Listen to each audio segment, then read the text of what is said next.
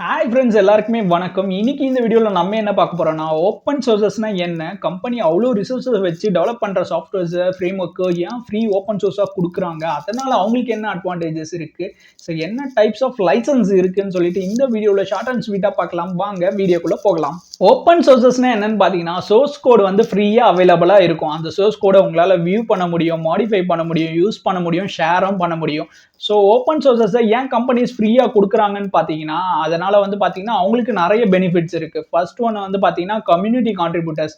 நிறைய டெவலப்பர்ஸ் வந்துட்டு அவங்க சாஃப்ட்வேர்ஸை வந்துட்டு யூஸ் பண்ணிட்டு அதில் உள்ள பக்கு, ஃபீச்சர்ஸ், பிளக்கின்ஸ், டூல்ஸ்ன்னு சொல்லிட்டு நிறைய இம்ப்ரூவ்மெண்ட் கொடுப்பாங்க. ஸோ அதனால அவங்களோட சாஃப்ட்வேர்ஸ் வந்துட்டு இம்ப்ரூவ் ஆகும். ரெண்டாவது வந்து பார்த்தீங்கன்னா பிராண்ட் அவேர்னஸ் தான். நிறைய டெவலப்பர்ஸ் யூஸ் பண்ணுறதுனால வந்து பார்த்தீங்கன்னா அவங்களோட டூல், சாஃப்ட்வேர்ஸ், ஃப்ரேம் ஒர்க் எல்லாமே வந்து அவங்களோட பாப்புலாரிட்டி இன்க்ரீஸ் ஆகும். மூணாவது அடாப்ஷன் ஸ்ட்ராட்டஜி. ஸோ இதை நம்ம அம்பானி ஸ்ட்ராட்டஜின்னு சொல்லலாம். ஸோ ஃபஸ்ட்டு ஃப்ரீ வெர்ஷன்ஸாக கொடுக்கறதுனால பார்த்தீங்கன்னா நிறைய யூசர்ஸ் உள்ளே வருவாங்க. ஸோ அதுக்கப்புறம் அவங்க ப்ரோ வெர்ஷன்ஸ், பெய்ட் வெர்ஷன் சொல்லிட்டு அவங்களோட சாஃப்ட்வேர்ஸை இம்ப்ரூவ் பண்ணிப்பாங்க. ஃபோர்த் ஒன் வந்து பார்த்தீங்கன்னா காஸ்ட் எஃபெக்டிவ் டெவலப்மெண்ட். ஸோ இது வந்து பார்த்தீங்கன்னா நிறைய டெவலப்பர்ஸ் வந்துட்டு அவங்களுக்கு ஹெல்ப் பண்ணுறதுனால, கம்யூனிட்டி சைட்லேருந்து ஹெல்ப் பண்ணுறதுனால அவங்களோட இன்டர்னல் டெவலப்மெண்ட் எஃபர்ட்ஸ் வந்து கம்மியாக இருக்கும். ஃபிஃப்த் ஒன் வந்து பார்த்தீங்கன்னா டேலண்ட் ஹையரிங். ஸோ நிறைய பெரிய கம்பெனிஸ் வந்து பார்த்தீங்கன்னா ஸ்கில்டு டெவலப்பர்ஸ் கிடைக்கிறதுக்கு ரொம்ப கஷ்டமாக இருக்கும். நீங்கள் பெரிய ப்ராப்ளமையோ இல்லை பெரிய சொல்யூஷன்ஸையோ நீங்கள் சால்வ் பண்ணி கொடுத்தீங்கன்னா உங்கள் கோட் பேஸை வச்சே உங்களை அந்த கம்பெனிஸ் வந்து ஹையர் பண்ணிக்கும். ஸோ பெரிய பெரிய கம்பெனிஸே பண்ணுறாங்க. லினக்ஸு, மெஜென்டோ, வேர்ட்ப்ரெஸ்ஸு அண்ட் மோசிலா, ஃபயர்பாக்ஸு இது மாதிரி நிறைய கம்பெனிஸ் வந்துட்டு ஹையர் பண்ணிட்டு இருக்காங்க. ஸோ பெரிய கம்பெனிஸ் கூகுள், மைக்ரோசாஃப்ட்களோ இதில் பண்ணிட்டு இருக்காங்க.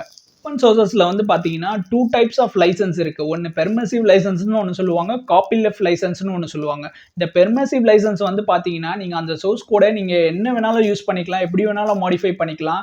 ஏன் நீங்கள் ஒரு க்ளோஸ்டு சாஃப்ட்வேர் அந்த ப்ராஜெக்ட் ஆகலோ, நீங்கள் ஒரு ப்ரொப்ரேட்டரி சாஃப்ட்வேர் ஆகலோ நீங்கள் பில்ட் பண்ணிக்கலாம். ஸோ ஆனால் காப்பி லெஃப்ட் லைசன்ஸ் வந்து பார்த்தீங்கன்னா அதோட பேரண்ட் லைசன்ஸ்லேருந்து டிரைவேட்டிவ் பண்ணி தான் இருக்கணும். ஸோ கிரெடிட்ஸ் வந்து அந்த பேரண்ட் லைசன்ஸுக்கும் நீங்கள் கொடுத்தே ஆகணும். அதுலேருந்து நீங்கள் ஒரு லைசன்ஸாகவும் க்ரியேட் பண்ணிக்கலாம். ஃபார் எக்ஸாம்பிள் சொல்லணும்னா ஜிபிஎல், ஜென்ரல் பப்ளிக் லைசன்ஸ்னு நிறைய ஓப்பன் சோர்ஸ் ப்ராஜெக்ட்ஸில் நீங்கள் பார்த்துருக்கலாம். அது மாதிரி ஏஜிபிஎல்னு இருக்குது.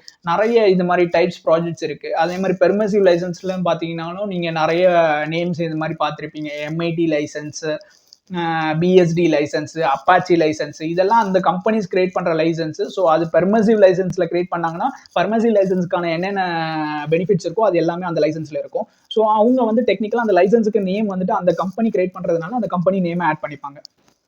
ஸோ இந்த வீடியோ பிடிச்சிருந்ததுன்னா லைக் பண்ணுங்கள், ஷேர் பண்ணுங்கள், சப்ஸ்கிரைப் பண்ணுங்கள். என்னோட யூடியூப் சேனலையும் நான் லிங்க் கொடுக்குறேன். என்னோட யூடியூப் சேனலையும் சப்ஸ்கிரைப் பண்ணிக்கோங்க. Thank you. See you next video. Bye bye.